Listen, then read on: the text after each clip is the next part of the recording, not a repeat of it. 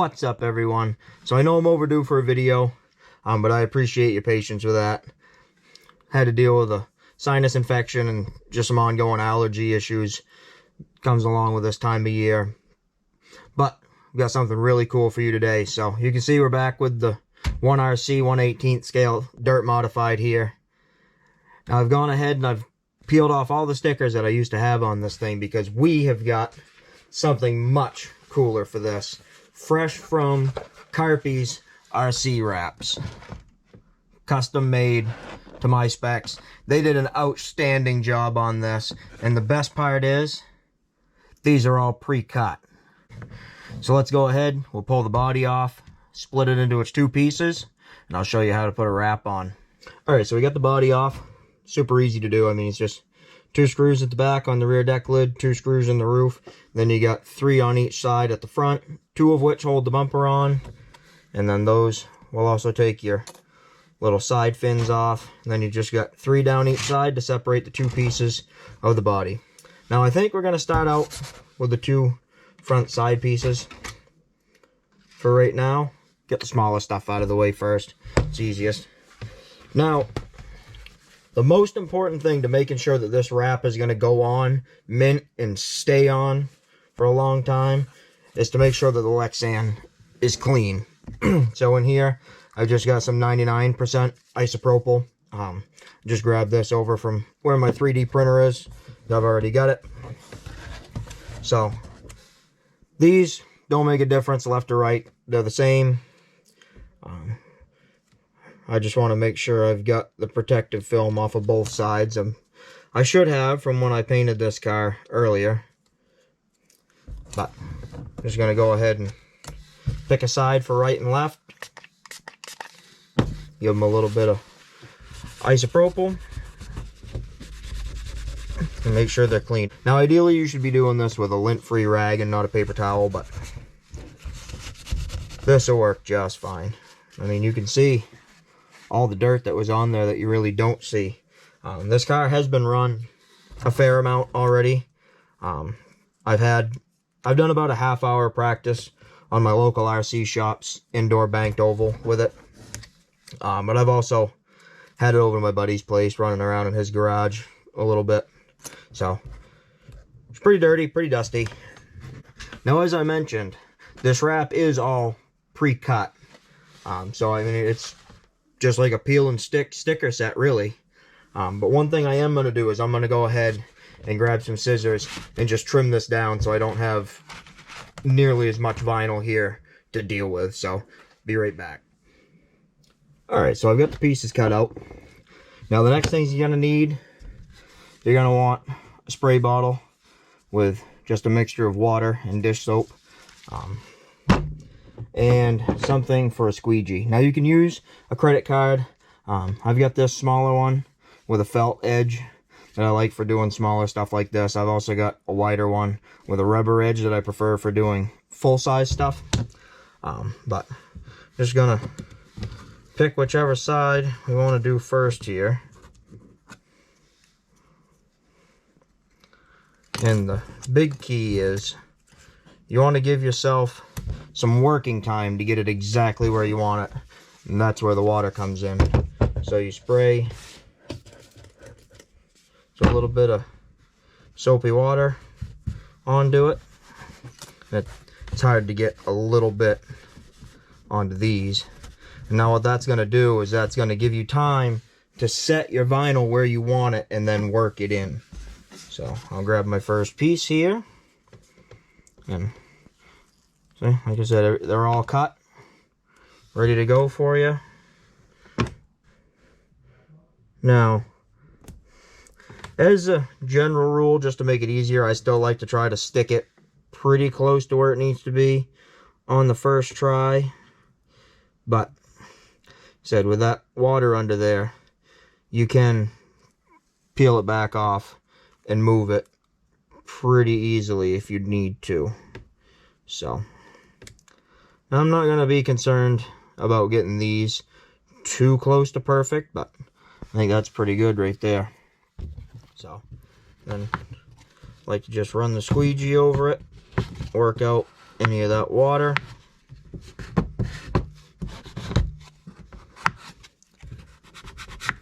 And then another thing you can actually do to help all of that dry out of there is just hit it with just a hair dryer a little bit, but I'm not really in a time rush, so I'm just gonna let that set aside and dry for a little while. And then what we'll do is we'll come back and we'll actually poke out the holes for the screws with an X-Acto knife. But we'll go ahead, we'll get the second one done here. Alright, so now I think my plan of attack for this piece, because as you can see, this comes as one piece with your roof and your sides all right together, just like your body is. So I think I'm going to go ahead and wet the body down, get it really saturated, and then stick the roof first where I want it, and then work one side at a time, and we'll see how that goes. Actually, real quick before I do that, I'm just going to throw my old t-shirt paint rag down here, just so I'm not making a complete mess of the workbench here, because this is all just unfinished 1/4 inch underlayment, so it's not exactly waterproof. But I'm going to get this good and saturated, and don't be afraid of putting too much water on it.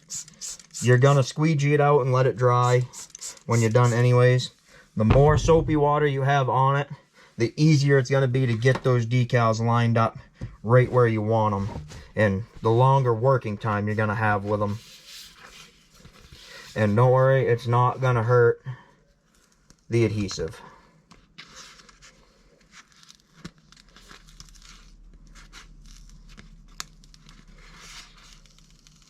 Now, I'm not sure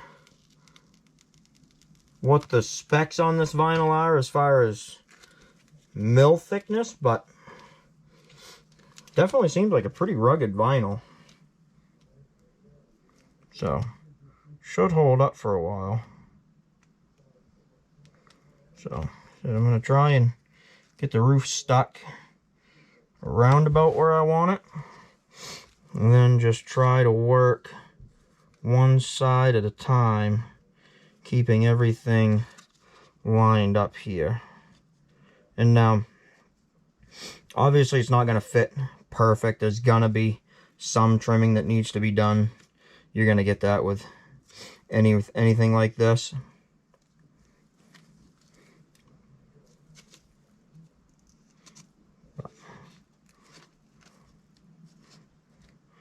And also there's a bit of a trick to trying to work it and move it around without pushing all of your water out. You know, if you think it might be getting a little dry, you can always pull it up and add a little more too. You know, like I said, don't be afraid of having too much water on it. The more, the better. You want to make it as easy on yourself as possible. And now, I can tell you right away, these wraps don't completely cover the back of the body. Now you could trim that off, that part of the body off if you wanted to. But I'd say just paint your body close to the color that your wrap is going to be. And then just don't even worry about it. And like I said, if you are worried about it, you can just trim the body up and make it fit better.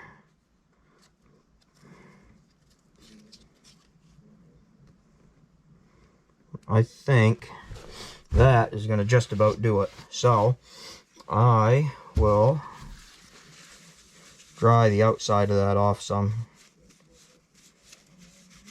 And then when you find where I put my squeegee, I'm going to start with the roof just like I did when I was placing it, and just start working out from there. I want to make sure you get out any bubbles, any wrinkles. Get that decal to lay just as flat as you can. Now you're gonna have some little air bubbles, primarily where your screw holes are. But that's minor. Those will work out. Now also, once you get it a little closer to being dry, you can go in with some heat and work that vinyl a little better.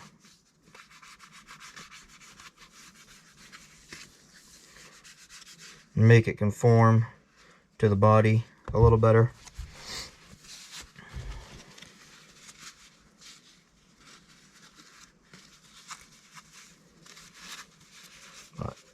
And right now, there's still quite a bit of water under the wrap. So now is the time, if you don't like how it's going on, to peel it off and start again.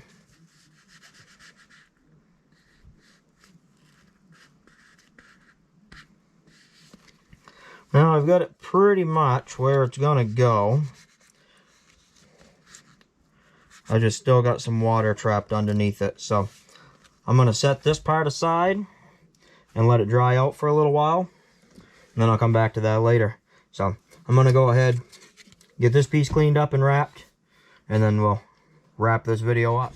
And just like that, it's done. So I ended up, once I let everything dry up for a little bit, I went back, squeegeed some more water out of it. Then I started hitting it with just a plain old blow dryer on the highest setting. I've got just a cheap old blow dryer, that my sister's old one. Keep it here on the workbench for drying acrylic paints and decal work and stuff like that. So it doesn't get super hot. The main thing is you don't want to melt the vinyl and you don't want to burn the vinyl. But you want to get it warm enough that you can really make it conform, especially like on these A-pillars where they have to wrap around it. Now, as I said, there's some spots that the wrap doesn't cover and along here, but you know, it's not a big deal. Like I said, just paint your body as close as you can get it to your wrap first, and you're not really going to notice it. But the reason why it's actually a good thing that these wraps don't completely cover the body is because if you had to try to form the wrap around all of that, you're going to drive yourself crazy. You know, to get the best results, you'd want to be either an experienced wrap installer, or you at least want to have a lot of patience. But the way that Carpy's prints and cuts these wraps, they go on so easy and they still end up looking awesome. So, I mean, you know, and like in here where you've got some of that door surround exposed, and then back here on the back of your quarter panels, like I said, you could always trim the Lexan there if it really bothered you that much. But so yeah, I just went over everything with the blow dryer, worked it all out really nice, let it set up for a little bit, and then bolted it all back together. Really, one of the other good tips I can give you is go through and find the centers of all of your holes, and then just open them up a little bit with an X-Acto knife. And also make sure you cut out your suspension adjustment holes. And when you do that, do it from this side of the body down through the top, and just trace those outlines in the Lexan with a sharp X-Acto blade. You know, to save yourself some headache, just go ahead and throw a brand new number 11 blade in there. You'll zip right through that, you get nice clean cuts, and you'll thank yourself. Then I just, you know, trimmed it up along the bottom of the rocker panels and back here and inside the wheel wells where it needed it. But I mean, it just came out looking awesome. It looks so much better than the way it did before. What else? Oh, when you're tightening your screws down, putting your body back in, I don't know how well you can see that, but don't over tighten them, or you end up bunching up your vinyl a little bit like I did there and on a couple other ones. You know, there's plenty of screws that hold this body together and to the chassis. You don't need to go crazy on it. You're not tightening up lug nuts.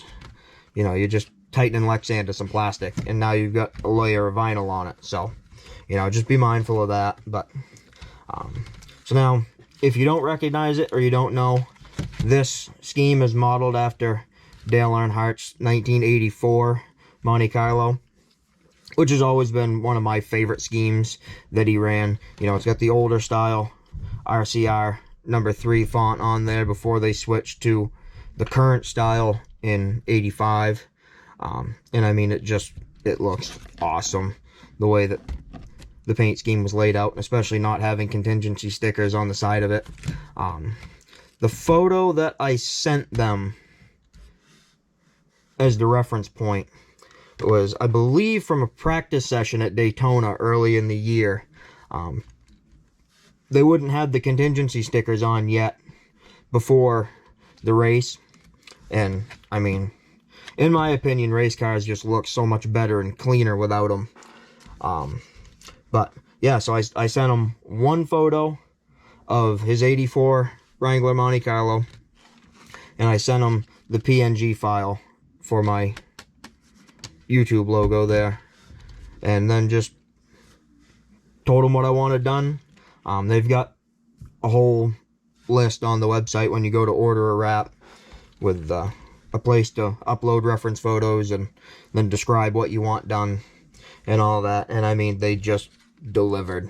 So, could not be any happier. Well worth the money. Definitely will go through Carpy's again for my next wrap. So I hope you enjoyed this video. I hope it helps you out if you've got a car that you're planning to wrap, and thanks for watching.